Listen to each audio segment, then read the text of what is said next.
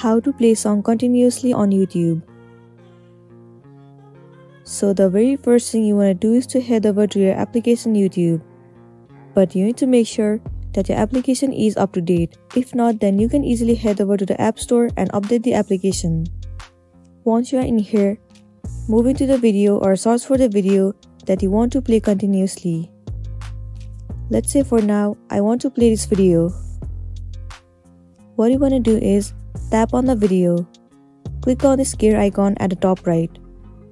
Move into additional settings. The option of loop on will be visible to you.